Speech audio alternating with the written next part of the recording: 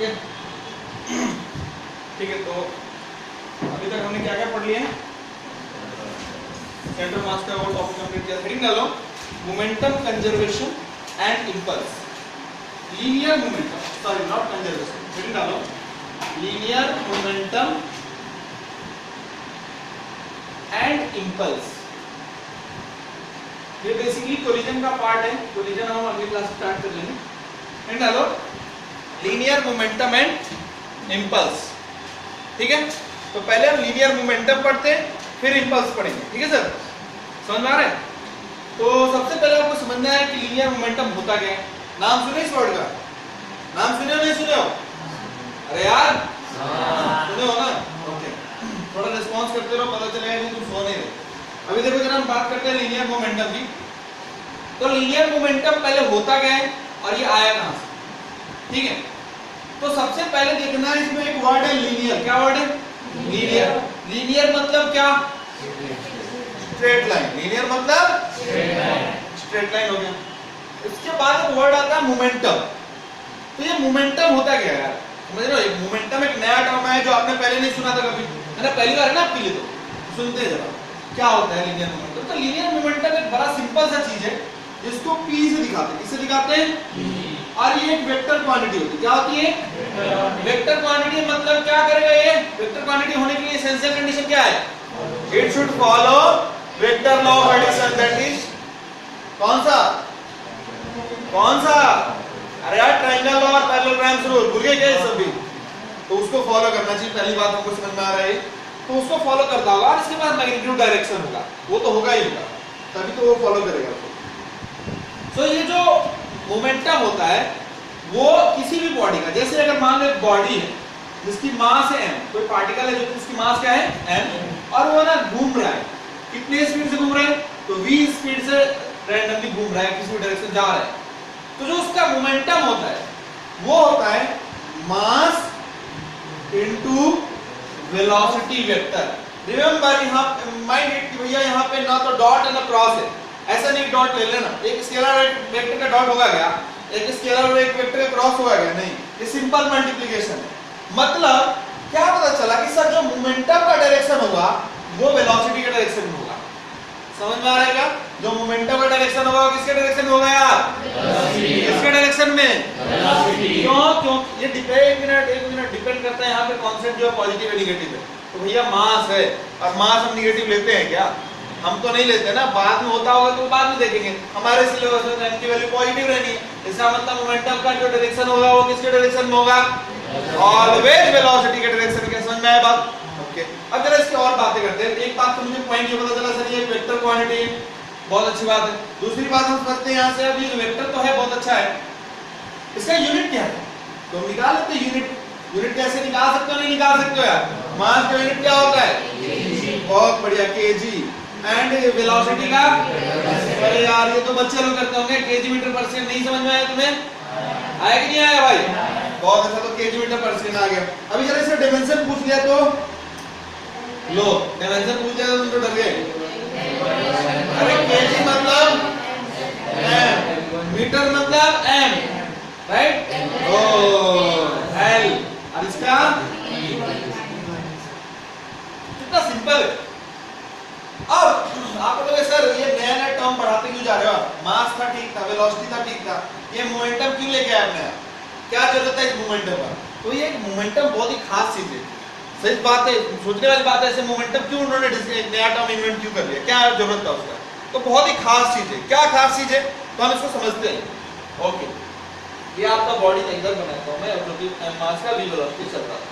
मैं आपको बताता हूं इस मोमेंटम की खास बात क्या है। बहुत ही अच्छा कैसे ये एक क्वांटिटी है। तो जैसे देखो कोई भी बॉडी है, आपने न्यूटन सेकेंड लॉ पढ़ा है क्या? न्यूटन सेकेंड लॉ क्या बोलता है? एक्चुअली न्यूटन सेकेंड लॉ पढ़ने के लिए पहले हमको मोमेंटम आना चाहिए। वहां पे आपको शायद ऐसे पढ़ा दिया कि ये डेफिनेशन थोड़ा याद रखना, बाद में क्लियर होगा।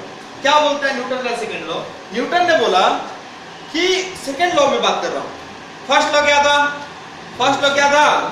अगर कोई बॉडी चल रही है तो चलती रहेगी, अगर वो रुकी हुई है तो कब तक? कब तक?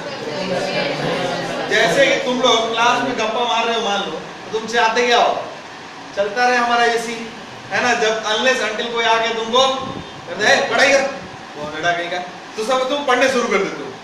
समझ में आया तुमको? देखो ऐसे देख रहा है जैसे कि उसको कुछ समझ नहीं रहा है, समझ रहा है ना, समझ में आ रहा है आप लोगों? तो आप क्या करते हो, जो कोई सो रहा है मन देता और सोए, है ना, तो ये इनर्शिया को फॉलो करता है। किसको फॉलो करता है वो? हमने नहीं बोला, न्यूटन साहब ने बोला, तो सही ही होगा। अब देखो जरा हम बात कर रहे हैं सेकंड लॉ की। सेकंड लॉ ने क्या बोला? सेकंड लॉ ने बोला कि यार वो जो फोर्स आप अप्लाई करते हो उस बॉडी, पहला लॉ क्या बोला था कि अगर कोई बॉडी जिस स्टेट में उस स्टेट को मेंटेन रखने की कोशिश करता है, कब तक? जब तक कि उसके ऊपर कोई एक्सटर्नल फोर्स अप्लाई ना हो जाए जो कि उसको अनबैलेंस करते सिस्टम को। तो फर्स्ट लॉ ये बताया, इसके बाद डेफिनेशन ऑफ फोर्स के बारे में। जो सेकंड लॉ था वो क्या बताता है? वो बताता है कि भैया ये फोर्स जो आप लगाओगे उसका मैग्नीट्यूड क्या होना चाहिए। मैं बता दूं कैसे। वो बोलता है सेकंड लॉ से कि जो एक्सटर्नल फोर्स लगता है उस बॉडी के ऊपर, एफ एक्सटर्नल, वो डायरेक्टली प्रोपोर्शनल होता है किसके? Change in rate of change of momentum, not just change, किसके? Rate of change of momentum. अब आप सोचो, अब ये सिग्निफिकेंस था उसका मोमेंटम का। आप सोचो, मैं आपको बताऊं क्या एक्चुअली क्या पहले क्या बोला वो लिख देते हैं। सेकंड लॉ बोलता है कि F external is directly proportional to rate of change of momentum. Rate of change of momentum क्या ऐसे लिख दूं क्या? dp अपॉन dt, राइट, इसके प्रोपोर्शनल होता है। तुम सोचोगे तो भाई सर कितनी इंटरेस्टिंग बात है। अगर सिर्फ वेलोसिटी हमको पता होता कि वेलोसिटी, तो अगर हम डायरेक्ट लिखते कि जो force external is equals to, अगर मैं किसी बॉडी के ऊपर फोर्स लगाया, तो धक्का लगाया यार, अगर धक्का लगाता तो उसमें एक्सेलरेशन डेवलप होती ही नहीं होती है। अरे बलमा किधर है तू? इधर ही है ना। तो भाई साहब, भाई फोर्स लगाते तो एक्सेलरेशन डेवलप होता है ना? होता है कि नहीं होता है? नहीं होता है। अरे होता ही नहीं होता यार, कुछ लोग बोल नहीं रहे। होगा कि नहीं होगा? क्या होगा? जब बॉडी पे फोर्स लगाओगे, तो जब बॉडी पे आपने फोर्स लगाया तो उसमें एक्सेलरेशन डेवलप होगा, है ना? सही बात है। अब बॉडी पे मैंने फोर्स लगा दिया, एक्सेलरेशन डेवलप हो गई। एक्सेलरेशन जब होता है तो आपने काइनेमेटिक्स पढ़ा है, तो क्या चेंज होती है? अरे यार v = u + at, as time passes अगर उसके पास एक्सेलरेशन है तो वेलोसिटी तो चेंज हो जाएगी। अरे होगी कि नहीं होगी यार? मान लेते थोड़ी देर के लिए कि उसका मास कांस्टेंट है। क्या है कांस्टेंट? मास। तो यही तो बोला है एक्चुअली, v = u + at जो तुम पढ़े थे ना, वही तो है न्यूटन साहब ने सेकंड लॉ में दे दिया और खुश हो गए, और मतलब इतना लॉ बन गया उनके नाम से। एक्चुअली क्या उन्होंने बताया कि फोर्स है तो एक्सेलरेशन होगा। अब ये जो फोर्स लगाया किसी बॉडी के ऊपर, उसकी वेलोसिटी चेंज होगी। अरे यार यही तो है सेकंड लॉ। सेकंड लॉ क्या है? फोर्स लगाया किसी बॉडी के ऊपर तो सही बात तो यही है ना, यही बोल रहे ना वो, लेकिन थोड़ा सा डिफरेंट फॉर्म में। उन्होंने क्या बोला, यहाँ पे वेलोसिटी नहीं लिया, मोमेंटम ले लिया। क्यों कॉम्प्लिकेट किया चीजों को? क्यों? क्योंकि दिखाना था उनको, मुझे आता है, ऐसा तो नहीं था, कुछ तो वजह होगा। उन्होंने क्या बोला यार कि जब बॉडी के ऊपर आप फोर्स लगाते हो ना, उसकी सिर्फ वेलोसिटी कांस्टेंट नहीं चेंज होती है। वेलोसिटी क्या, अगर मास कांस्टेंट रह गया, जनरली जो हमारा बॉडी है उसमें क्या रहता है? मास कांस्टेंट रहता है। इस वजह से सिर्फ वेलोसिटी चेंज होता है फोर्स की वजह से। अगर मास भी चेंज होने लगे तो वेलोसिटी को बढ़ना पड़ेगा उसको बैलेंस करने के लिए, समझ रहे? और मोमेंटम एक्चुअली चेंज होता है, ये बात ध्यान रखना है। समझ में आया आपको? इसलिए तो ये लॉ बना, इसलिए तुमको कुछ फायदा हुआ, नहीं तो क्या मतलब। अब देखो जरा यहाँ से मैं अगले स्टेप में क्या लिखा हूँ। अब लिखूंगा यार, नहीं समझ में आ रहा है क्या तुम लोगों? तो एफ एक्सटर्नल इक्वल टू क्या लिख दूं मैं? k × dp/dt। हाँ या ना बोलो? सही बात है? अरे सही है गलत है? तो F external equal to k × dp/dt। मैंने बोला कि अगर बॉडी के ऊपर एक्सटर्नल फोर्स 0 हो जाए, अगर कोई फोर्स नहीं लगाऊं, अगर फोर्स नहीं लगाऊंगा तो उसका स्पीड चेंज होगा क्या? नहीं चेंज होगा। देखो वही बात इन्होंने बोला है कि इफ f एक्सटर्नल इज 0, अब मैं यहां से बोल रहा हूं इफ f एक्सटर्नल इज 0, अगर f एक्सटर्नल 0 कर दिया जाए तो मतलब k dp/dt की वैल्यू क्या हो जाएगी? 0 हो जाएगी। तो मैं लिखूंगा k dp/dt = 0, मतलब क्या? dp/dt = 0। कोई भी बॉडी का चेंज 0 हुआ मतलब क्या मैं इसको k को उधर लेगा 0 कर दो, और मैं इसको लिखूंगा dt को भी उधर लेगा 0 कर दो, और यहां से लिख दो डेल्टा p = 0 या फिर dp = 0। आए ना? चेंज मतलब क्या? p final minus p initial = 0। क्या मतलब यहां से आया? p initial = p final. Vector form में चाहो तो लिख दो, कोई फर्क नहीं पड़ता। मतलब क्या पता चला? मोमेंटम कांस्टेंट रहता है। मोमेंटम चेंज नहीं होता, इनिशियल जो था वही फाइनल रह गया, मतलब कंजर्व रह गई मोमेंटम, जितनी थी उतनी रह गई मोमेंटम। कब? हमेशा नहीं, कब? कंडीशन है अगर एक्सटर्नल फोर्स बॉडी के ऊपर नहीं लगाओगे तो उसका मोमेंटम कंजर्व रहेगा, राइट? मतलब अगर मास कांस्टेंट होता, थोड़ी देर के लिए सोचो, तो mass m into initial velocity is equals to final momentum को क्या लिखते हैं? Mass into final velocity. m से m कैंसिल हो जाता है, initial velocity equal to final velocity. अगर देखा जाए तो ये तो वही बात हो गई कि अगर फोर्स नहीं लगाओ तो वेलोसिटी चेंज नहीं होता है, राइट? लेकिन वो तभी वैल्यू है जब मास चेंज नहीं हो। अगर मास चेंज होगा तो हमको ध्यान रखना है, इसमें मोमेंटम इक्वेट कर सकते, इक्वल होता है, ध्यान रखना इस बात। इसलिए इसमें एक चीज है ध्यान रखना है क्या कि अगर एक्सटर्नल फोर्स जीरो हो जाए तो क्या रहता है? मोमेंटम कंजर्व रहता है। मोमेंटम क्या रहता है? अब मैं आपको यहां से न्यूटन सेकंड लॉ बताता हूं, थोड़ा सा एक बार देख लो, हालांकि तुम देखे हो फिर भी मैं यहां लिखता हूं, जो आपका F एक्सटर्नल था, F equals to k dp by dt, d को p को मैं लिख दिया mv, क्या लिख सकता हूं ऐसे? अगर मास को कांस्टेंट कर दूं तो k की वैल्यू ना SI सिस्टम में होती है 1, in SI system k equals to हो जाएगा 1, तो मैं लिखूंगा F इक्वल्स टू m बाहर ले लो कांस्टेंट है तो, और इसको लिख दो dv अपॉन dt। ये dv by dt क्या होता है? तो क्या हमें फोर्स इक्वल टू क्या हो गया? मास इनटू एक्सेलरेशन। फोर्स को बोल दिया बल और ma मतलब मास, क्या बन गया ये? बलमा। याद रहेगा, force equal to mass into acceleration किसने बताया? बलमा भाई, ठीक है? बाय द वे हमको अभी यहां पे ये ध्यान रखना है, क्या ध्यान रखना है यार, कि अगर एक्सटर्नल फोर्स बॉडी के ऊपर नहीं लगे तो उसका मोमेंटम क्या रहता है? कंजर्व रहता है। ये जो लॉ है ना, इसको नाम दिया उन्होंने क्या? Conservation of momentum. क्या बोले इसको? ये बहुत टफ चीज है क्या यार? अरे यार बहुत टफ बता दिया गया। आपको एक और चीज बताऊं, अगर आपका एक्सटर्नल फोर्स जीरो रहता है ना तो सेंटर ऑफ मास का पोजीशन चेंज नहीं होता है। याद है कुछ? सेंटर ऑफ मास आपने पढ़ा है ना, centre of mass initial equal to centre of mass final. कब? अगर बॉडी के ऊपर एक्सटर्नल फोर्स न लग रहा हो, सब सिस्टम का इंटरनल फोर्स हो तो। याद है कुछ? सेम तरह से याद रखना है कि मोमेंटम हमेशा क्या रहेगी? कंजर्व रहेगी। तो आप फटाफट इसको उतारना है, क्या लिखना है, क्या छापना है, क्या सब इसको छाप लो, फिर हम एक दो सवाल करेंगे, फटाफट लिखो।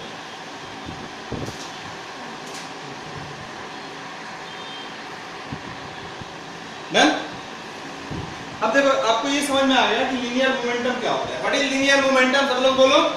मास इनटू वेलोसिटी का प्रोडक्ट। क्या होगा?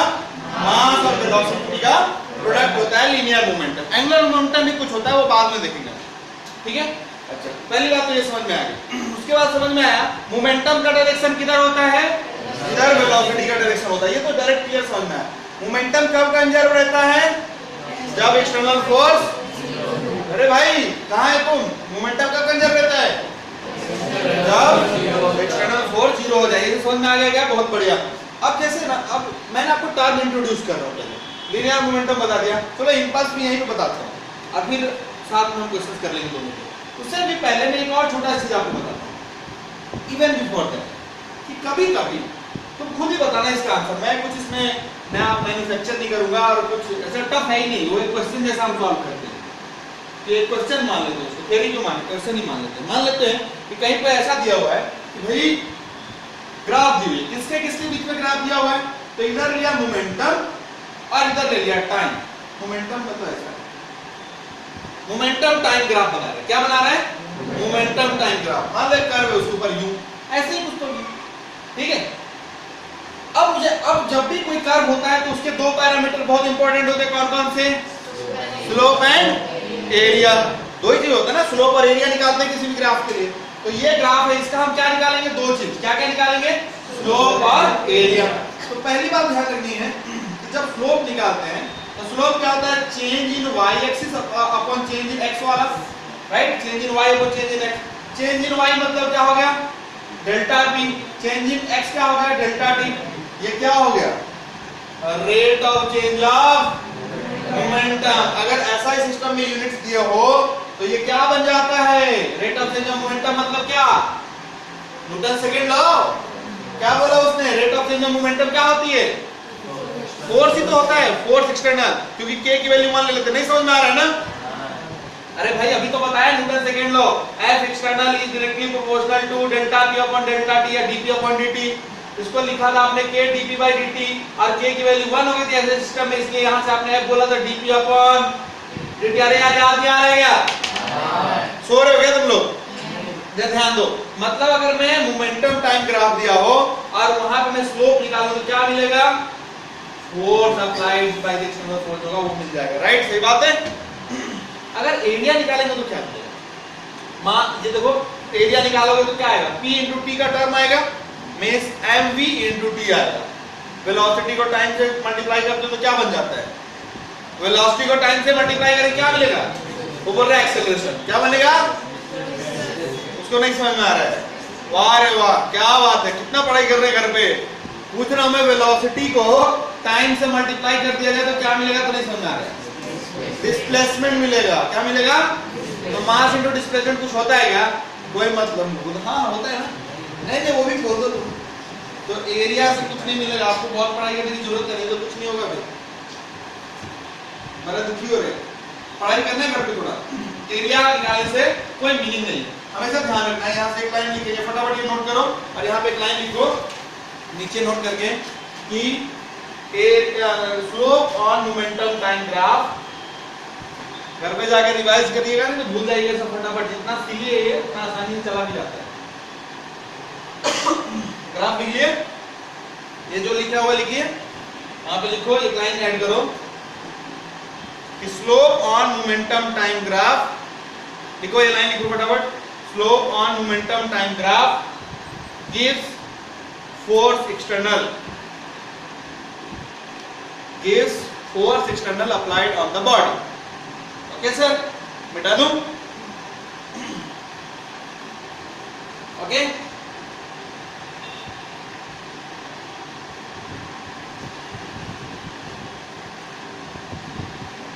चलिए फ्रेंड, अब हम पढ़ते हैं थोड़ा सा इंपल्स के बारे में, फिर हम वापस आएंगे मोमेंटम के क्वेश्चंस पे। सब लोग इधर ध्यान दीजिए।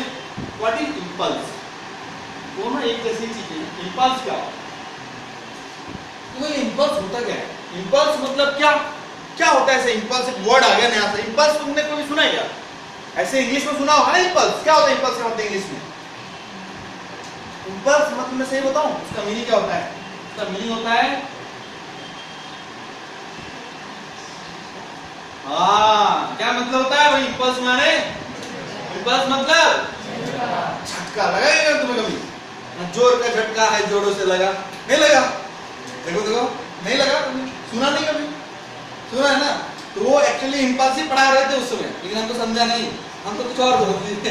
समझ रहे हो? जब झटका लगता है ना जोर से, उसको क्या बोलते हैं? क्या होता है वो?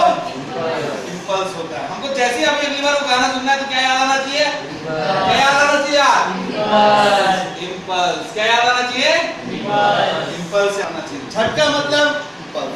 अब मैं समझाता हूँ कैसे, क्या मीनिंग है इसका। होता क्या है ना, जब कहीं पे मोमेंटम लेते हैं, समझ रहे हो ना, मोमेंटम कहीं पे, अब वो मोमेंटम को बहुत छोटे टाइम के लिए ले, कितने देर के लिए? तो बहुत ही कम टाइम के लिए, तो उसको बोलते हैं फोर्स। कम टाइम के लिए मान लो एकदम से आएगा तो पता नहीं चल, समझ में? उसको बोलते क्या है? इंपल्स। समझ रहे हो? एक बार ना एक इंटरव्यू, छोटे से इंटरव्यू में, नॉर्मल कॉलेज के वाइवा में, बच्चे से एक टीचर ने पूछ दिया, can you please show me practically impulse signal? नहीं, उसने झापड़ नहीं बजाया, उसने टेबल पर ऐसे करके बताया, sir this is impulse. Yes, that is impulse. Impulse मतलब क्या? Force for very less duration. ठीक है, फोर्स बहुत ही कम टाइम के लिए जो होता है तो उसको हम इंपल्स बोलते हैं। चाहो तो इसका डेफिनेशन लिखोगे? हाँ, तो सबसे पहले उसको लिखने से पहले दो तीन चीज और समझनी है आपको कि इंपल्स होता है ना सर, उसको दिखाते हैं किससे? उसको आई से दिखाते हैं। किससे दिखाते हैं? आई से दिखाते हैं। कभी कभी आप कहीं कहीं पे उसको जे से भी दिखाते हैं। ठीक है, आई से और जे से। समझ में आ रहा है मेरी बात कि उसको किससे किससे दिखाते हैं? आई से और जे से दिखाते हैं। सो लिखो, एक मिनट के लिए इसका डेफिनेशन लिखो। थोड़ा पहले लिखो, impulse of a force, impulse of a force is defined as किसके किसका कैसे डिफाइन किया जाता है? so it defined as the product of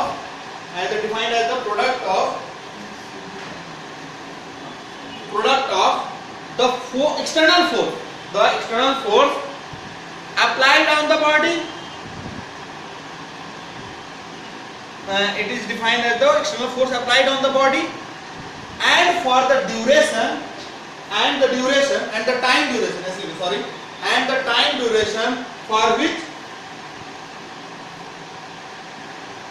for which it has acted, and the time duration for which it has acted. अब जरा समझते हैं इस बात को, देखिए जरा एक मिनट, ये कब एनालिसिस इंपल्स कब आता है ये सिनेरियो कब आता है सीन में, पिक्चर में कब इसकी एंट्री होती है? तो इसका एंट्री कब होता है? जब क्लाइमेक्स पहुंचता है ना, समझ रहे हो, और अचानक से कुछ हो जाए जिसका कुछ पता भी नहीं चले। तो जैसे मान लो, मैं तुम्हें इंपल्स का बढ़िया से एग्जांपल देता हूँ। मान लो तुम लोगों से किसी का बर्थडे, किसी का एक, मान लो सोन पंखा का बर्थडे 5-6 सालों में एक बार आता है बेचारी का, तो आता है ओके ठीक है, उसका बर्थडे के दिन सबने उसके सामने स्वीट ले गया, बढ़िया अच्छा खाने के लिए जो भी खाना, ठीक है। भाई ने एकदम देखा, और जैसे ही हाथ लगाया कि किसी ने निकाल दिया, क्या सीन होगा, समझ में आया? तो वो जो थोड़ी देर के लिए हुआ ना, उसको बोलते हैं इंपल्स। उसको क्या बोलते हैं उसको? झटका लगा, समझ में आया? पॉइंट क्लियर हुआ? अब इसको थोड़ा मैथमेटिकली समझते हैं। तो हमने फिजिक्स में क्या उसका डेफिनेशन लिखा, जैसे काम नहीं चलेगा, खाली झटका याद रखने से पता चला न्यूमेरिकल आया तो क्या झटका करना, वहां पे सॉल्व भी करना होगा। तो पहले समझते हैं सर, जो इंपल्स होता है ना, उसका एनालिसिस तभी करते हैं जब फोर्स बहुत इंपैक्ट जो है बहुत कम टाइम के लिए, जब बहुत वो कम टाइम के लिए होता है, तो ही इंपल्स पिक्चर में आता है, पहली बात। दूसरी बात ध्यान रखनी सर, एक बात और, सर ये एक वेक्टर क्वांटिटी, क्या ये? इसको लिखते कैसे हैं? तो I इक्वल टू लिखते हैं product of force and time, right? So F into T, यहाँ पे क्रॉस लिख दो, डॉट लिख दो, क्या लिखूं? कुछ भी नहीं। सो ये ध्यान रखना। तो इंपल्स जो है बेसिकली क्या है, एक तरह का फोर्स ही है जो कि बहुत कम टाइम के लिए लगा है, समझ में आया आपको? ऐसा लगे कि पता भी नहीं चले, तो बहुत कम टाइम के लिए हो जाता है। ओके, बहुत बढ़िया, ये समझ में आ गया। चलो यहाँ से जरा बताओ इसकी यूनिट क्या हो जाएगी, एकदम बेसिक बच्चों जैसी बातें फटाफट बताओ। हाँ, न्यूटन सेकंड हो जाएगा। डिमेंशन भी बता दो, डिमेंशन पूछ दो, अरे डिमेंशन बता दो ना इसका। हाँ, अरे भैया फोर्स का क्या होता है? mLT-2, और उसमें टाइम मिला दिया mLT-1। अरे यार नहीं आया ना, नहीं आया, अरे आया नहीं आया, आपको आएगा? ऐसा क्या है बताओ ना, उसका आ रहा है नहीं आ रहा है, mLT-1, समझ में आया? ओके ओके, आप सुनिए जरा। अब एक और चीज यहाँ पे जो आपको मैं यहीं पे बता दे रहा हूँ डायरेक्ट, आगे बाद में उसके लिए लिखते रहेंगे। कभी तुम्हारे पास मान लो कि ऐसा दिया हुआ है, क्या दिया हुआ है कि उसको हालांकि नाम देंगे, हेडिंग देंगे, उससे पहले हम थोड़ा समझ लेते हैं, उसको फिर हेडिंग के अंदर लिख लेंगे कि अगर कभी तुमको चेंज इन मोमेंटम निकाला जाए, क्या निकाला जाए? Change in momentum. आप मुझे बताओ चेंज इन मोमेंटम क्या होता है? dp/dt होता है, राइट? होता है ना dp/dt, right? That is equal to force external. मुझे पहले से पता है, ये सब पता है कि नहीं पता आपको? मुझे अभी सीखा हमने कि dp/dt is equal to F external, जहां पे k की वैल्यू 1 मैंने अंडरस्टूड है, राइट? अगले स्टेप में मैं लिखूं sir dp is equal to F dt, हां या ना? अरे लिख सकता हूं, नहीं लिख सकता हूं यार? समझ में नहीं आ रहा है क्या? अगर ढंग से देखा जाए तो क्या हो गया, ये F dt क्या होता है? अरे यार ये तो इंपल्स आ गया। क्या आ गया? वो कौन आ गए? मतलब समझ में आया कि अगर चेंज इन मोमेंटम निकालोगे तो क्या मिलेगा आपको? सिंपली इंपल्स मिल जाएगा। ध्यान रहेगा क्या? अगर चेंज इन मोमेंटम निकालेंगे तो क्या मिलेगा? क्या मिलेगा? तो इसको ना एक नाम देते हैं, इसे झूठ झूठ कर क्या नाम देते हैं भैया? Impulse momentum theorem. लो डरा दिया ना, थ्योरम मेरा नाम डाल के इंपल्स मोमेंटम थ्योरम। अरे इसमें कुछ डरने जैसा है क्या? है ना? कुछ लोग तो बोल रहे क्या पढ़ा रहा है, मान के खुद ही पढ़ रहा है, तुम समझ रहे हो? तुम्हें समझ में नहीं आ रहा है? खुद ही खुश भी हो रहा है। तुम्हें समझ में नहीं आ रहा है? क्या समझ में आ रहा है भैया? इंपल्स मोमेंटम थ्योरम क्या होता है? क्या होता है इंपल्स मोमेंटम थ्योरम? जो ऐसा पूछे तो करने ना, अरे यार करने का इसमें चेंज इन मोमेंटम को इंपल्स होता है। और क्या इसमें रट्टा क्या मारना है? खुद ही देख लेते हैं ना। चेंज इन मोमेंटम होता क्या है? चेंज इन मोमेंटम मतलब क्या? मास और वेलोसिटी का चेंज लेंगे, है कि नहीं? फोर्स इनटू टाइम होता है इंपल्स, फोर्स इनटू टाइम। तो फोर्स क्या ले सकता हूं? बल मास से, मास into acceleration. So mass into change in velocity upon change in time होगा। नहीं समझ में आ रहा? देखो इधर यार, देखो ये मास है, ये अपना मास है, सब लोग देखो इधर, ये मास है, फोर्स में लिख रहा हूँ, फोर्स तो मास इनटू एक्सेलरेशन, तो मैंने लिखा है इसको मास, एक्सेलरेशन को लिख दिया मैंने change in velocity upon change in time. हाँ, अब मैंने सोचा ये m इनटू v क्या है? मोमेंटम। और इधर क्या है? Delta T. ये भाई को इधर ले आते हैं, तो मैं लिखता हूँ f delta t equal to momentum. ये क्या है? बस ये क्या था? मोमेंटम। चेंज इन मोमेंटम क्या हो गया? इम्पल्स। वही बात को दो बार, पांच बार अलग अलग तरीके से 10 बार लिख दो और बोलो कि हो गया। ये सब काम तो अपन बोर्ड में मार्क्स लाने के लिए करते हैं, समझने के लिए थोड़ी है कि नहीं?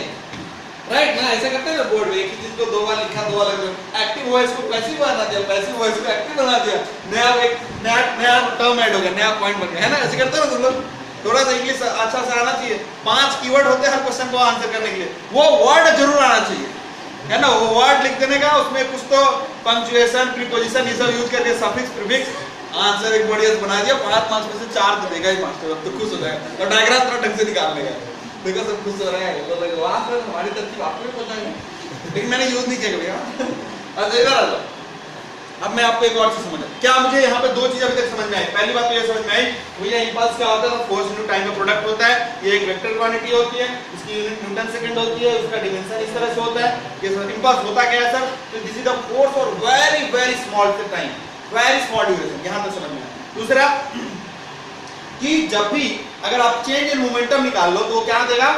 इंपल्स ही देगा, राइट? अब मैंने सोचा कहीं पे इस तरह से अगर फोर्स टाइम ग्राफ दिया हो, क्या दिया हुआ तुमको? फोर्स और टाइम का ग्राफ दिया हो, इस तरह से मान। अभी हमने पिछले कौन सा ग्राफ देखा था?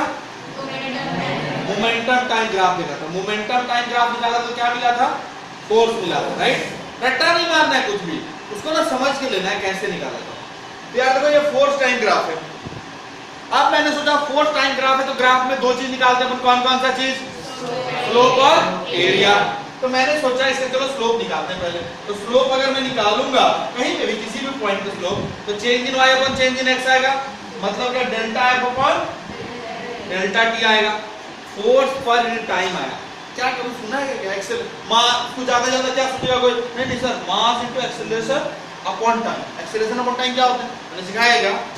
एक्चुअली होता है वो जर्क वर्क बोलते हैं, लेकिन वो आगे पढ़ना हमारे सिलेबस में है नहीं। तो हम अभी मानते हैं कि हमको कुछ नहीं मिला, फ्रूटफुल कोई चीज नहीं मिला। मैं सोचा दूसरा एरिया निकाल सकता हूँ। एरिया निकालना कैसे? तो पहले इसके लिए आपको एक छोटा सा स्ट्रिप मानना पड़ेगा। कुछ याद आ रहा होगा, टी पे एक छोटा सा स्ट्रिप मानेंगे, इसकी थिकनेस dt मान लेते हैं क्योंकि टाइम फंक्शन है। ये आपका स्ट्रिप हो गया। ये कहां से कहां? तो भैया ये t1 से लेके t2 तक, राइट? ये स्ट्रिप का एरिया निकाल लीजिए पहले। मैं लिखता हूं area of strip. Area of strip क्या हो जाएगा? ये लेंथ कितना है? dt, और ये लेंथ कितना होगा? मान लेते हैं ना f है, तो ये हाइट है f, ये लेंथ f और ये dt, तो ये रेक्टेंगल का एरिया क्या होगा? f dt। सिंपल बात है ना यार, क्या हो जाएगा? f dt। टोटल एरिया अगर निकालूंगा तो क्या करना पड़ेगा? उसको इंटीग्रेट करना पड़ेगा, राइट? कहां से कहां तक? तो t1 से लेके t2 तक f dt क्या मिल जाएगा? एरिया मिल जाएगा। मैं डायरेक्ट बोलता हूं force into change in time मिलेगा, राइट? एरिया क्या मिलेगा? Force into change in time. Force into change in time को देख के कुछ याद आया क्या? इंपल्स। मतलब क्या भैया? फोर्स टाइम ग्राफ हो तो एरिया क्या देता है? फोर्स टाइम ग्राफ पे अगर आप एरिया निकालोगे तो आपको क्या मिलेगा? इंपल्स मिलेगा। अब सुनिए जरा एक मिनट, अभी मैं एक क्वेश्चन पूछता एक बार ना, एकदम बहुत टफ क्वेश्चन बनाया मैंने। बोला ये क्वेश्चन तो ऐसा है, इस पर ये तो रामबाण किसी का नहीं होने वाला। क्या सवाल बनाया हमने? नीट का सवाल है, मतलब छोटे एग्जाम का। नीट मतलब छोटा बच्चा डरता है, तो अभी नीट, हाँ ना, थोड़ा सा तो अभी ये तो बेसिक बात होती है। मान लीजिए एक ग्राफ दिया उन्होंने, कौन सा? तो फोर्स टाइम ग्राफ दिया। कौन सा ग्राफ दिया? फोर्स और टाइम का ग्राफ बना दिया। और क्या पूछा? ग्राफ बना दिया अच्छा सा, और बोला कि चेंज इन मोमेंटम बताओ। किसी को दिमाग में आया ही नहीं। लो तुम लोग भी नहीं आ रहा ना? अरे फोर्स टाइम ग्राफ हो तो क्या निकाल ले हम? एरिया निकाले तो क्या मिलेगा? और इंपल्स क्या होता है? वही तो होता है चेंज इन मोमेंटम। घुमा के पूछ लिया उन्होंने थोड़ा, है ना? लोगों को लगा यार कैसा नया सवाल बन गया यार, ये तो कभी देखा ही नहीं, बहुत टफ सवाल पूछ लिया गया उन्होंने। अरे फोर्स टाइम ग्राफ दिया है यार, तो मुझे पता है कि उससे क्या मिलेगा? इंपल्स मिलेगा, और इंपल्स को जो निकलेगा वही तो होता है चेंज इन मोमेंटम। तो क्या ग्राफ वाले क्वेश्चन भी कर सकते हैं हम? मैं जो पढ़ाया उसको मैं एक बार में रिवाइज कराता हूँ, 2 मिनट सब लोग मेरी तरफ देखिएगा। मैंने क्या पढ़ाया पहले क्या पढ़ाया? मोमेंटम। क्या होता है लीनियर मोमेंटम? मास और वेलोसिटी का प्रोडक्ट होता है। हमने देखा मोमेंटम इज स्केलर क्वांटिटी, है कि नहीं? क्या क्वांटिटी है? मास इनटू वेलोसिटी का प्रोडक्ट होता है, और वो एक वेक्टर क्वांटिटी होती है। ध्यान रखना इस बात का। यूनिट क्या होती है इसकी? न्यूटन मीटर पर सेकंड स्क्वायर, राइट? क्या क्या क्या? मास इनटू वेलोसिटी रे, मास मतलब केजी मीटर पर सेकंड, राइट? बहुत अच्छा, ये समझ में आया। अभी मोमेंटम हो गया। अब एक्सटर्नल फोर्स मैंने क्या लिया? 0। एक्सटर्नल फोर्स क्या लिया था? 0। अगर एक्सटर्नल फोर्स 0 हुआ था तो मोमेंटम क्या रहती थी? कंजर्व रहती थी। तो इसको बोल दिया, कौन सा लॉ बोल दिया? कंजर्वेशन ऑफ मोमेंटम का लॉ बोल दिया। हमने हिंदी में पढ़ा था, वर्नाक्युलर मीडियम में पढ़ा हूं मैं 10th 12th तक। तो वहां पे हमने पढ़ा था मोमेंटम को बोलते पता क्या? संवेग। क्या बोलते हैं? बड़ा टफ होता था ये, समझ में नहीं आता था अपने को। और उसमें ना पढ़ाते क्या थे टीचर जो होते थे ना, law of conservation of momentum उसको लिखाते थे संवेग संरक्षण का सिद्धांत। संवेग संरक्षण का सिद्धांत। इतना देखो कितना टेरेबल नेम होते यार, नाम से डर जाए आदमी, पढ़ेगा क्या खा? तो मुझे लगा कि मुझे फिजिक्स तब समझ में आया कि मैं थोड़ा बहुत इंग्लिश पढ़ने लगा, वरना तो मुझे समझता ही नहीं फिजिक्स, कुछ नहीं समझता। पता है क्या कैपेसिटर को क्या बोलते हैं? संधारित्र। हाँ ना, संधारित्र। अब ऐसे टफ चीज लिखा रहेगा कि किसी निर्देशक में के इकाई स्थान पे अगर किसी संधारित्र का में इलेक्ट्रिक फील्ड है ना, तो उसको बोलेंगे क्या? पता है? इलेक्ट्रिक को बोलते हैं विद्युत बोलते हैं ना सर। हाँ, एंड इलेक्ट्रिक फील्ड मींस विद्युत क्षेत्र। विद्युत क्षेत्र का मान 20 मीटर पर सेकेंड है, तो इसके लिए कुछ तो व्यंजक प्राप्त कीजिए। ऐसे करके क्या नहीं सर, आधा तो सवाल ही नहीं समझेगा, 15 मिनट सवाल ही समझने लग गया। तो ठीक है, जाने दो भाई। मेरा पॉइंट आपको मैं ये समझाने की कोशिश कर रहा हूँ। तो मुझे अभी तक ये समझ में आया कि लॉ ऑफ कंजर्वेशन मोमेंटम तभी वैलिड रहता है जब एक्सटर्नल फोर्स क्या होना चाहिए? 0। सिस्टम में एक्सटर्नल फोर्स नहीं होना चाहिए, पहली बात। यही सेम की सेंटर ऑफ मास में पढ़ा था हमने कि सेंटर ऑफ मास में एक्सटर्नल फोर्स 0 होता है, तो centre of mass initial equal to क्या होता है?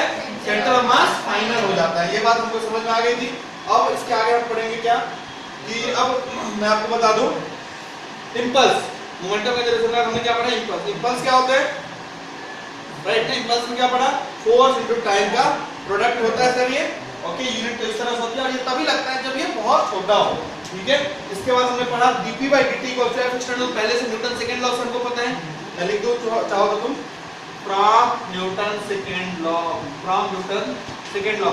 ठीक है, पूरा लिखा तुम, नहीं तो कुछ और में निकलेगा। अब तो वहां से देखा था ये हुआ, तो dp/dt = F dt and F dt is nothing but your impulse. तो मैंने लिख दिया direct delta p = I means change in momentum. अगर लेंगे तो क्या मिलेगा? इंपल्स मिलेगा। ध्यान रखना, इसको इंपल्स मोमेंटम थ्योरम बोल दिया उन्होंने, या जे से भी दिखा सकते हो। दूसरा हमने देखा, तीसरा कि अगर फोर्स टाइम ग्राफ हो जाए तो वहां पे अगर एरिया निकालोगे तो क्या मिलेगा? चेंज इन मोमेंटम बोला मैंने, गलत बोल दिया क्या? सही बोला ना? अगर फोर्स टाइम ग्राफ हो तो एरिया निकालेंगे तो क्या मिलेगा? इंपल्स मिलेगा या चेंज इन मोमेंटम मिलेगा। अच्छा सुनो, अगर मान लो कि मोमेंटम टाइम ग्राफ हो तो अगर एरिया निकालोगे तो क्या मिलेगा? कुछ भी नहीं। स्लोप निकालोगे तो स्लोप निकालोगे तो एक्सटर्नल फोर्स मिल जाएगा। तो ये सब छापना है क्या आपको? फटाफट छाप लीजिए, तो हम इसके आगे फिर क्वेश्चंस करेंगे। अब इसके ऊपर खत्म हो जाएगा।